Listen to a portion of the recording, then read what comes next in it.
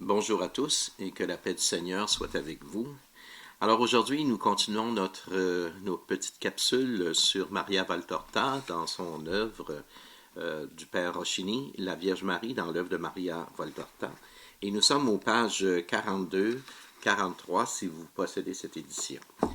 43, 44 et 45. Alors nous allons voir les textes qu'on appelle anti-Mario, c'est-à-dire c'est des textes dont se servent souvent des gens pour essayer d'objecter contre la Vierge en disant que le Seigneur Jésus a rabroué sa mère et qu'elle n'est pas si importante que ça dans le Nouveau Testament. Alors, justement, la Vierge Marie explique elle-même ces textes-là et nous verrons l'importance clé que ces textes peuvent avoir parce qu'au lieu d'être une objection, on pourrait dire que c'est une révélation. Alors, le mot, je pense que le mot va tourner autour d'une expression que nous connaissons bien, c'est le mot femme. Et lorsque nous parlons de la femme telle que Jésus le mentionne à l'intérieur des références dans Maria Valtorta, bien, il fait référence à sa mère. Et moi, je voudrais ramener la sentence qui avait été donnée par Dieu lui-même au tout début de la Genèse, lorsqu'il dit en Genèse 3,15 ceci. « Je mettrai une hostilité entre toi et la femme, entre ton lignage et le sien. Il t'écrasera la tête et tu l'atteindras au talon. » Alors, l'expression femme ici laisse tout de suite entendre dans la promesse qui est faite dans la Genèse, laisse entendre qu'une femme sera choisie entre toutes les femmes. Alors, nous allons voir les objections. D'abord, la première objection, c'est Matthieu 12, 46, 50 qui est mentionné à l'intérieur du livre. Alors, Jésus dit, « Qui est ma mère et qui sont mes frères? Voici ma mère, voici mes frères. Quiconque fait la volonté de mon Père. » D'abord, premièrement, la scène est très belle. Deuxièmement, lorsqu'il dit « Qui est ma mère? Qui sont mes frères? » en posant la question à l'Assemblée, tout de suite après, il va dire « Voici ma mère ». Le « voici », c'est un terme qui indique une désignation. Il a probablement pointé sa mère à ce moment-là. Et voici mes frères, il a pointé probablement les disciples. Alors lorsqu'il fait ça, dans ce geste-là, on est loin ici d'avoir une discréditation de la part de sa mère ni de ses frères. Au contraire, il va dire ceci, « Qui fait la volonté de mon Père, voilà ma mère et mes frères. » Alors ici, dans la révélation qui est donnée, je dirais, dans cette explication du lien maternel essentiel, qui fait référence ici, eh bien c'est la Vierge Marie qui le dit à Maria Valtorta. Elle fait référence justement à la volonté de Dieu, c'est-à-dire et aussi elle fait référence également à la promesse de Dieu, puisque la volonté de Dieu, c'est que s'accomplisse le salut pour l'humanité. Alors par le fait même, sa mère, qui a été obédiente en tout et qui a toujours au fond, obéit à la parole de Dieu.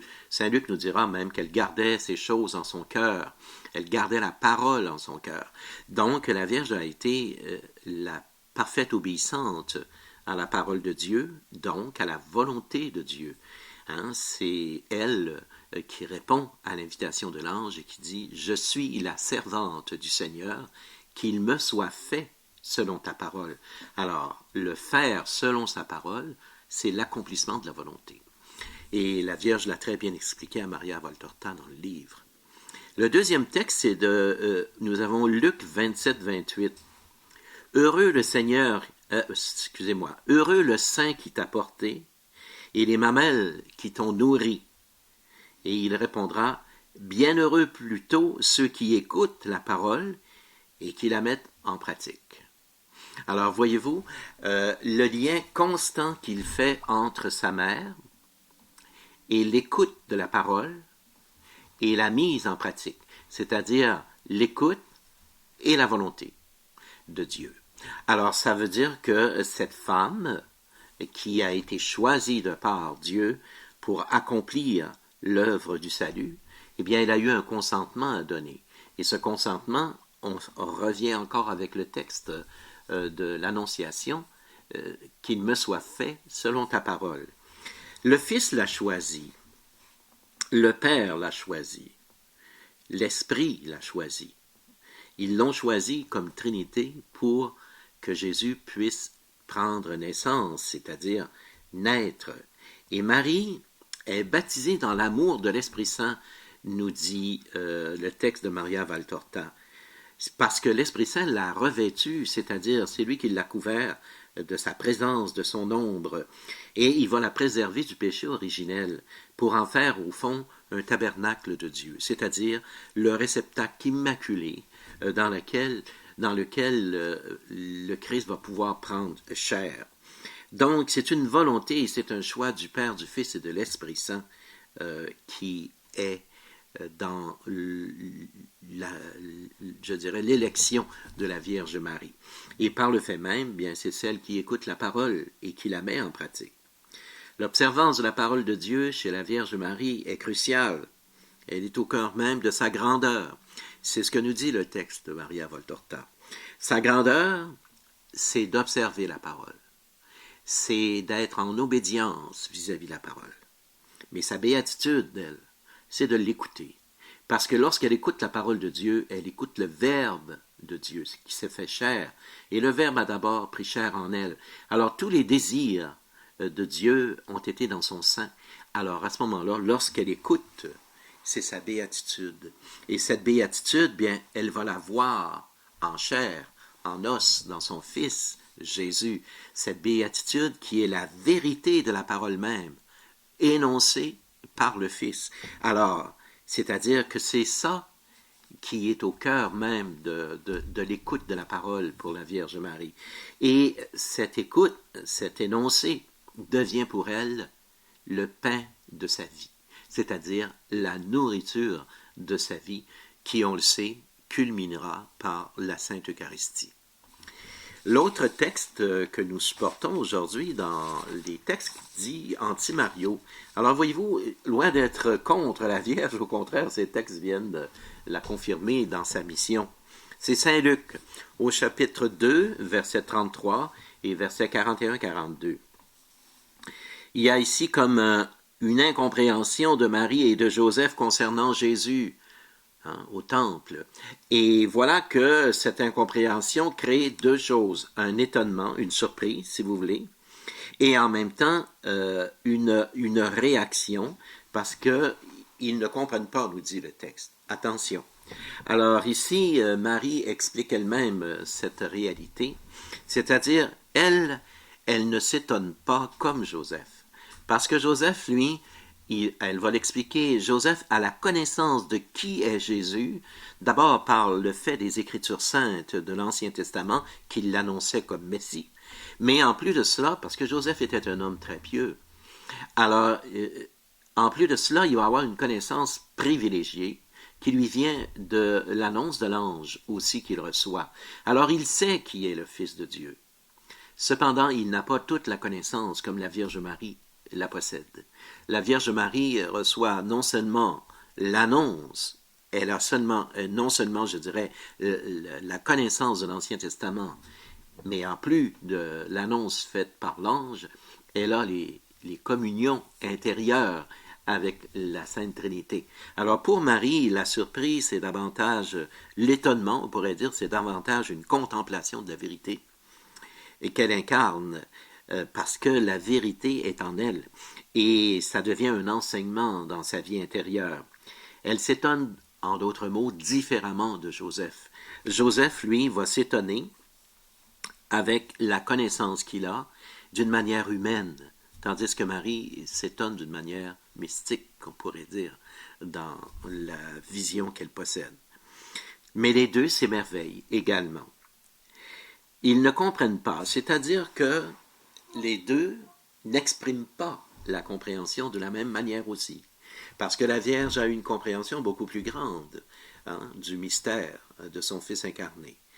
Mais le Saint Joseph n'a pas toute la connaissance du futur du Fils.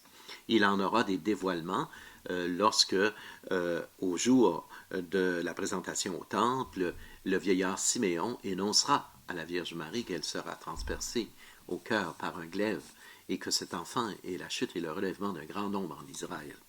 Alors, lorsque nous voyons cette compréhension, nous saisissons au fond que nous sommes retournés au cœur même de la parole et non pas ici comme un refus ou une discréditation de Joseph et de Marie. Le dernier des textes qui est souvent utilisé, c'est le texte antimarial. C'est aux noces de Cana. Alors, avec le texte de Jean 2, 2, 5. Alors, c'est le ministère d'ouverture de Jésus, et il dira à sa mère, lorsqu'elle intercède parce qu'ils n'ont plus de vin, il lui dira, « Femme, qu'y a-t-il entre toi et moi? » Alors, selon le texte de Maria Valtorta, il y a un mot qui est manquant dans cette phrase, c'est « Femme, désormais, qu'y a-t-il entre toi et moi? » Le fait que le mot « désormais » n'y est pas a créé, bien sûr, tout un changement d'interprétation, parce que le « désormais » serait comme la clé de la phrase, si vous voulez. Alors, ça veut dire « désormais », c'est qu'il ouvre un nouveau passage, il ouvre son ministère public. Cependant, l'interprétation ici nous réfère immédiatement au livre de la Genèse, avec le mot « femme ». C'est une nouvelle étape que Jésus entreprend, c'est-à-dire l'étape de la mission pour laquelle il est venu dans le monde. Et dans cette nouvelle étape, avec le mot « femme », il renvoie immédiatement au texte de la Genèse.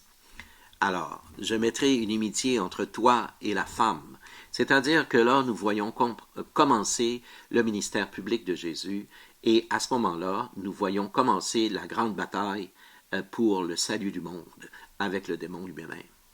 Alors donc, Marie se voit renvoyée à son rôle, elle qui écrasera la tête du démon, voyez-vous, et elle se voit renvoyée à son rôle choisi depuis toute éternité par le Père, le Fils et l'Esprit Saint. Alors ce rôle est donc ici un changement d'étape, c'est-à-dire c'est un changement de niveau. Il y a un délaissement, je pourrais dire, de l'affection morale vis-à-vis de Jésus, mais ce n'est pas un délaissement, c'est une élévation. Alors, donc, c'est une élévation au plan spirituel. À partir de ce moment-là, c'est le serviteur de Dieu qui rentre en ligne de compte pour sa propre mission, pour réconcilier le monde avec. Mais le serviteur de Dieu élève ainsi sa relation désormais avec sa mère au plan spirituel et divin. Donc, dans ce passage, le Fils de Marie, Jésus entreprend son rôle de serviteur du Père. Et la volonté de mon Père, il fera tout pour la volonté de son Père. Le désormais dont il est question nous ouvre sur la mission de Jésus. Mais comme il est manquant à l'intérieur de nos textes, eh bien nous comprenons la mission d'ouverture de Jésus par le renvoi dans le livre de la Genèse avec l'expression « femme ». En d'autres mots, j'ajouterais ceci. Marie n'a pas été conçue avec le péché originel, c'est-à-dire qu'elle est exempte du péché originel, immaculée. En d'autres termes, l'âme de la Vierge Marie est d'une pureté complète. Et ça veut dire ceci.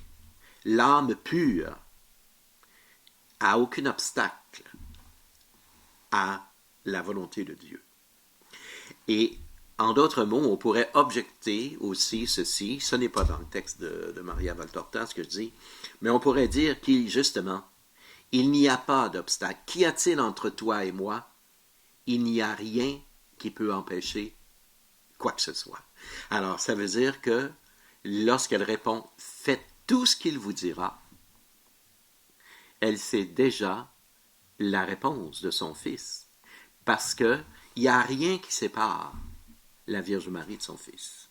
Alors, à ce moment-là, elle fait la volonté du Père, mais désormais, elle va faire la volonté de son Fils en tant que serviteur qui vient dans le monde pour sauver l'humanité. Et ça va devenir le serviteur souffrant plus tard, mais c'est toujours le serviteur du Père qui accomplit ainsi l'œuvre pour laquelle il est venu par la Vierge Marie. Alors à tous, je dis un bon 15 jours et nous nous reverrons pour notre prochaine vidéo et je vous bénis.